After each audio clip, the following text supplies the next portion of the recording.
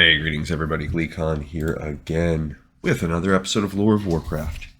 On our last episode, we saw Thrall and Orgrim Doomhammer united and starting to, they kind of liberated their first internment camp. And it's working, their plan is working. They use the power of the shamanism, they had slow infiltration, but what's his name, the Blackmoor, he knows it's Thrall and he is not happy. So stay a while and listen to this one. It's chapter 16 of The Lord of the Clans. Thrall had successfully managed to infiltrate and liberate 3 encampments. Okay, so 2 more. After the first, of course, security had been stepped up at the encampments. It was still pathetically lax, and the men who had captured Thrall never seemed to expect him to stir up trouble. But during the battle for the 3rd, he had been recognized. The element of surprise had now vanished, and after talking with Hellscream and Doomhammer, it was decided that it would be too risky for Thrall to continue to pose as just another prisoner. "It is your spirit, my friend, that has roused us. You cannot continue to put yourself into such jeopardy," said Hellscream. His eyes blazed with what Thrall now knew to be demonic hellfire. "I cannot sit safely behind our lines, letting everyone else face the danger while I shirk it," Thrall replied. "We are not suggesting that," said Doomhammer, "but the tactic we have utilized has now become too dangerous." "Humans talk," said Thrall, recalling all the rumors and stories he had heard while training. The human trainees had thought him too stupid to comprehend it and spoken freely in his presence. The thought still rankled, but he had welcomed the knowledge. "The orcs in the prisons cannot help but overhear how the other camps have been freed. Even if they do not care to listen, they will know that something is afoot. Even if I am not there physically to tell them of the way of the shaman, we can hope that somehow our message has gotten through. Once the way is clear, let us hope they will find their own paths to freedom." And so it had been. The 4th camp had been bristling with armed guards, but the elements continued to come to Thrall's aid when he asked of them. This further convinced him that his cause was right and just, for otherwise the spirits would surely decline their help. It had been harder to destroy the walls and fight the guards, and many of Doomhammer's finest warriors had lost their lives. But the orcs imprisoned within those cold stone walls had eagerly responded, flowing through the breach almost before Doomhammer and his warriors were ready for them. The new horde grew almost daily. Hunting was easy at this time of year, and Doomhammer's followers did not go hungry. When he heard of a small group taking it upon themselves to storm an outlying town, Thrall was furious, especially when he learned that many unharmed humans had been killed. He learned who the leader of the excursion was, and that night he marched into that group's encampment, seized the startled orc, and slammed him hard into the ground. "We are not butchers of humans," Thrall cried. "We fight to free our imprisoned brothers, and our opponents are armed soldiers, not milkmaids and children." The orc started to protest, and Thrall backhanded him savagely. The orc's head jerked to the side, and blood spilled from his mouth. "The forest teems with deer and hare. Every camp we liberate provides us with food. There is no call to terrorize people who have offered us no harm, simply for our amusement. You fight where I tell you to fight, who I tell you to fight, and if any orc ever again offers to harm an unarmed human, I will not forgive it. Is this understood?" The orc nodded. Everyone around his campfire stared at Thrall with huge eyes and nodded as well. It all softened a bit. "Such behavior is of the old horde, led by dark warlocks who had no love for our people. That is what brought us to the internment camps, to the listlessness caused by the lack of demon energy upon which we fed so greedily. I do not wish us beholden to anyone but ourselves. That way almost destroyed us. We will be free, never question that, but we will be free to be who we truly are, and who we truly are is much, much more than simply a race of beings who exist to slaughter humans. The old ways are no more. We fight as proud warriors now, not as indiscriminate killers. There is no pride in murdering children." He turned and left. Stunned silence followed him. He had heard a rumble of laughter in the dark and turned to see Doomhammer. "You walk the hard path," the great warchief said. "It is in their blood to kill." "I do not believe that," said Thrall. "I believe that we were corrupted from noble warriors into assassins, puppets whose strings were pulled by demons and those of our own people who betrayed us. It is a dreadful dance, came Hellscream's voice, so soft and weak that Thrall almost didn't recognize it. to be used so. The power they give, it is like the sweetest honey, the juiciest flesh. You're fortunate never to have drunk from that well, Thrall, and then to be without it is almost unbearable. He shuddered. Thrall placed a hand on Hellscream's shoulder. And yet you have borne it, brave one, he said. You make my courage as nothing with yours. Hellscream's red eyes glowed in the darkness, and by their hellish crimson light Thrall could see him smile. It was in the small dark hours of the morning when the new horde, led by Doomhammer, Hellscream, and Thrall, surrounded the 5th encampment. The Outriders returned. The guards are alert, they told Doomhammer. There is double the usual number posted on the walls. They've lit many fires so that their weak eyes can see. And it is full moon's light, said Doomhammer, glancing up at the glowing silver and blue-green orbs. The White Lady and the Blue Child are not our friends tonight. We cannot wait 2 more weeks, said Hellscream. The Horde is eager for a just battle. We must strike while they are still strong enough to resist the demon listlessness. Doomhammer nodded, though he still looked concerned. To the scouts, he said, Any sign they are expecting an assault? One of these days, Thrall knew their luck would run out. They had been very careful not to select camps in any particular order, so that the humans would not be able to guess where they would strike next, and thus could not be lying in wait. But Thrall knew Blackmoor and knew that somehow, some way, a confrontation was inevitable. While he relished the thought of finally facing Blackmoor in fair combat, he knew what it would mean to the troops.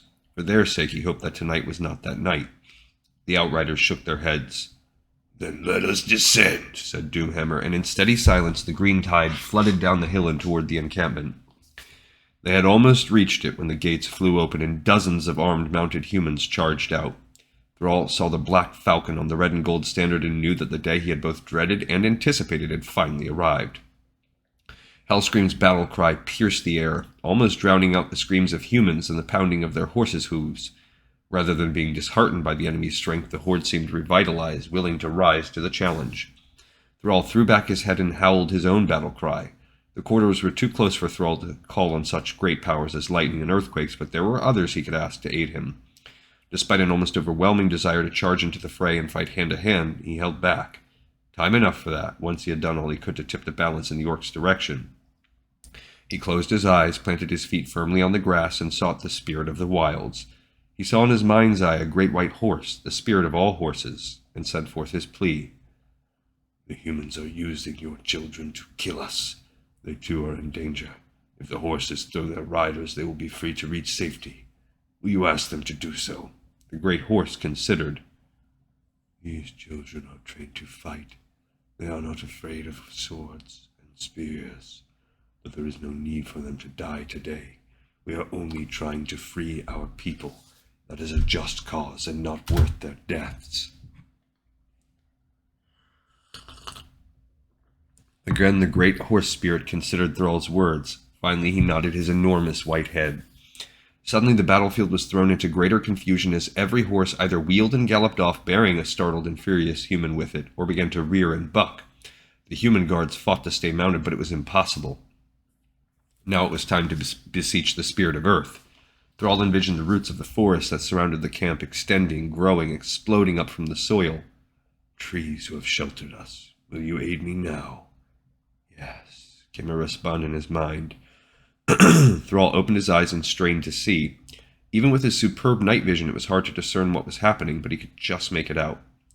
Roots exploded from the hard-packed earth just outside the camp walls.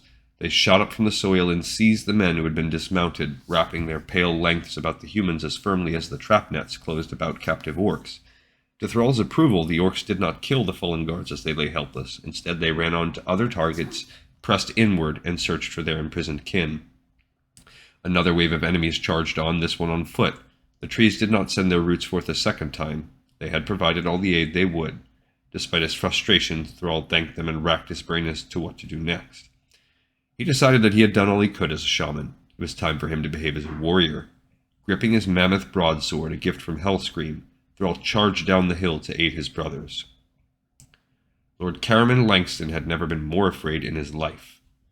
Too young to have charged into battle in the last conflict between humankind and orcs, he had hung on every word his idol Lord Blackmore had uttered.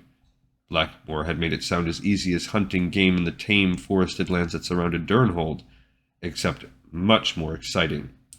Blackmore had said nothing about the shrieks and groans that assaulted his ears, the stench of blood and urine and feces, and the orcs themselves, the bombardment of 1,000 images upon the eye at any one time. No battle with the orcs had been described as a heart-pounding lark, which made one ready for a bath and wine in the company of adoring women. They had had the element of surprise. They had been ready for the green monsters. What had happened? Why had the horses, well-trained beasts, every one of them, fled or bucked off their riders?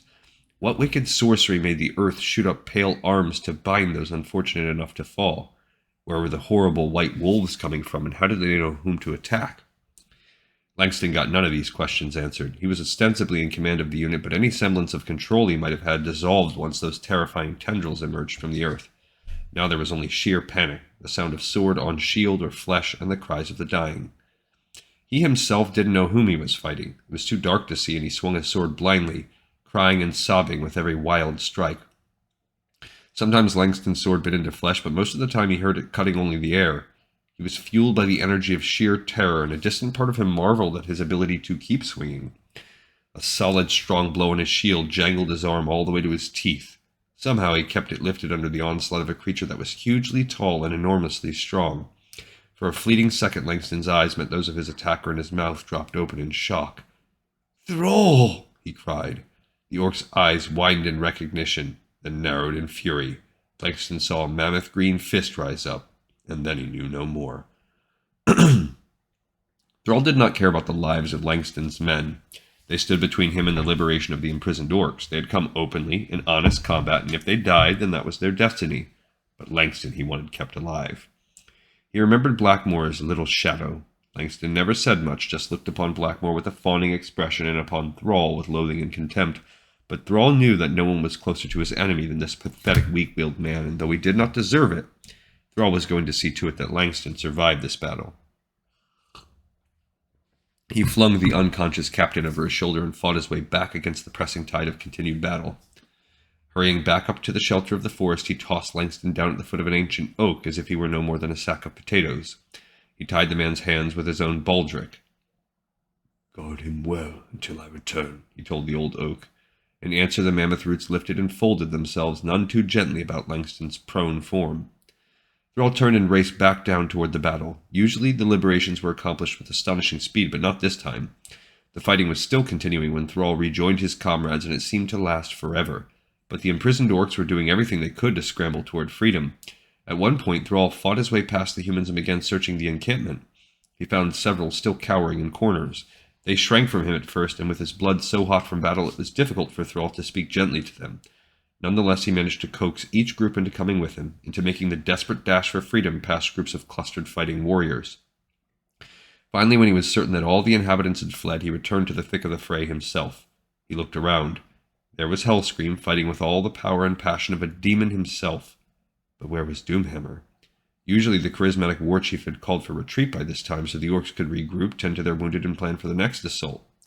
It was a bloody battle, and too many of his brothers and sisters in arms already lay dead or dying. Thrall, as second in command, took it upon himself to cry, "Retreat! Retreat!" Lost in the bloodlust, many did not hear him. Thrall raced from warrior to warrior, fending off attacks, screaming the word the orcs never liked to hear, but was necessary, even vital to their continued existence. "Retreat! Retreat!" His screams penetrated the haze of battle lust at last, and with a few final blows the orcs turned and moved purposely out of the confines of the encampment. Many of the human knights, for knights it was clear they were, gave chase.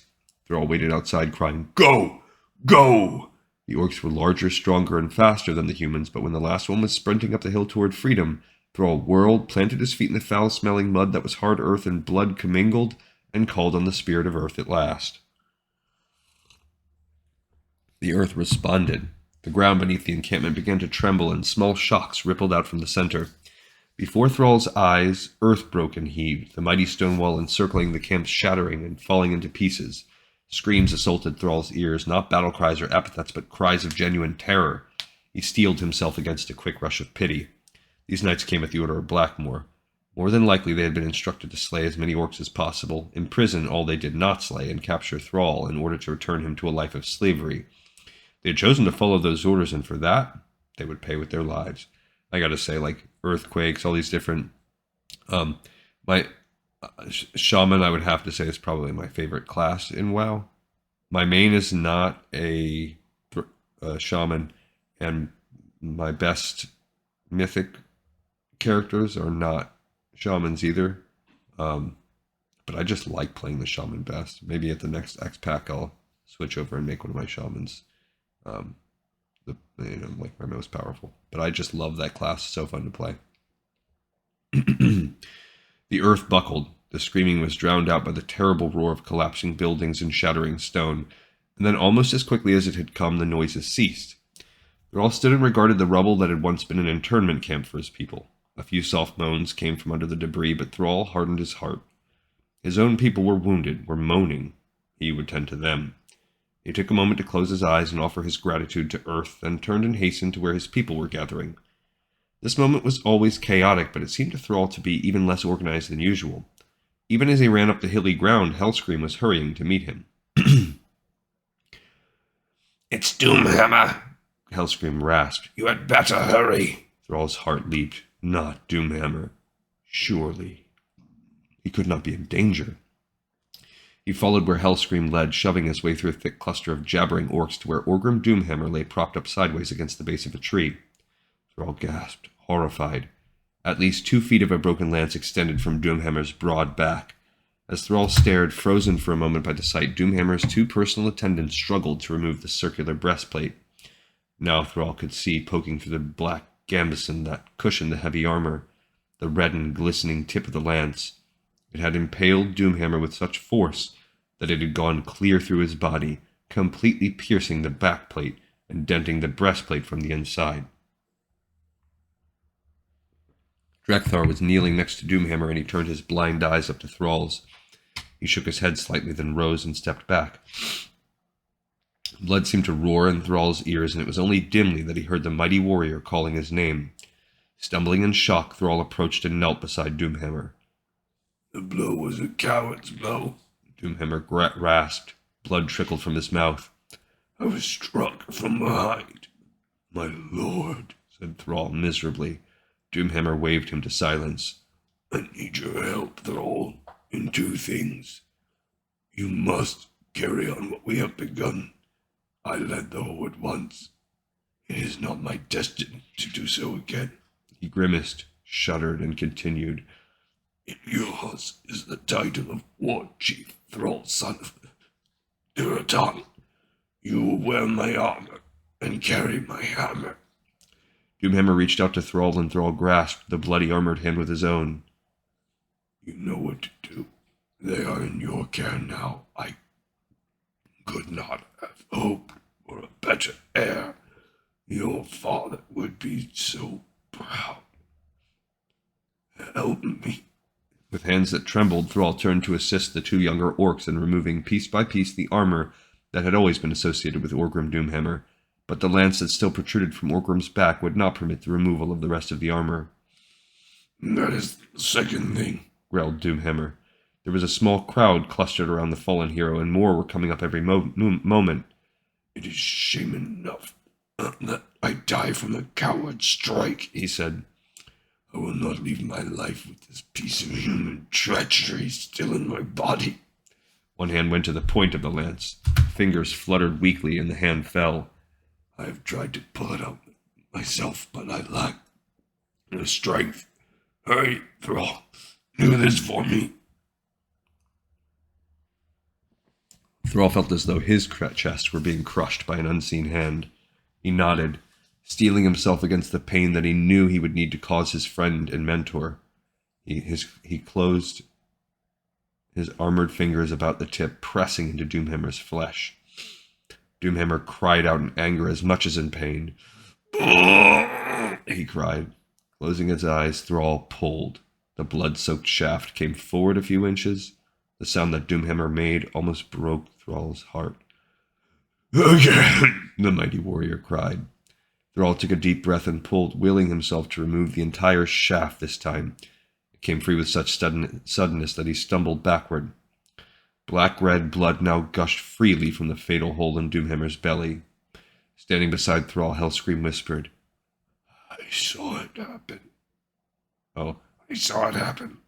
It was before you caused the horses to desert their masters. He was single-handedly battling 8 of them, all on horseback. It's the bravest thing I have ever seen." Thrall nodded dumbly, then knelt beside Doomhammer's side. Great leader, Whispered Thrall, so that only Doomhammer could hear. I'm afraid I am not worthy to wear your armor and wield your weapon. No one who breathes is worthy, Said Doomhammer in a soft, wet voice. You will lead them to victory, and you will lead them to peace. The eyes closed, and Doomhammer fell forward onto Thrall. Thrall caught him and held him close for a long moment. He felt a hand on his shoulder. It was Drekthar, who slipped a hand beneath Thrall's arm and helped him rise. They are watching. Drekthar said to Thrall, speaking very softly. They must not lose heart. You must put on the armor at once and show them that they have a new chieftain. Sir, Said one of the orcs who had overheard Drekthar's words. the armor, He swallowed. The blade that was pierced, it will need to be replaced. No, said Thrall. It will not. Before the next battle, you will hammer it back into shape, but I will keep the plate, in honor of Orgrim Doomhammer, who gave his life to free his people. He stood and let them place the armor on, grieving privately but publicly showing a brave face. The gathered crowd watched, hushed and reverent. Drekthar's advice had been sound. This was the right thing to do. He bent, picked up the enormous hammer, and swung it over his head. Orgrim Doomhammer has named me War Chief, he cried.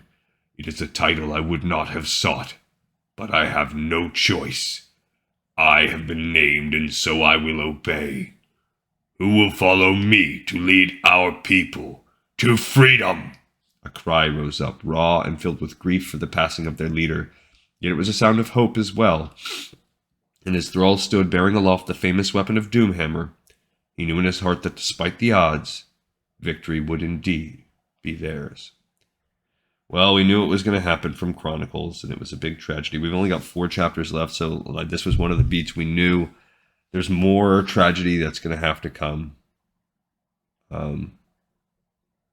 Plus, probably a wrap-up. And probably a confrontational showdown. So I'm not sure exactly what the next chapter will bring. I'm guessing the next one's going to be sort of a filler as we continue to liberate and make our way up to finally going to Blackmore's base, but not quite doing it. All right, we got another episode in the pipe, 5x5. I thank you all so much for watching and listening. Hopefully you enjoyed it. I know I did. See you next time on Lore of Warcraft.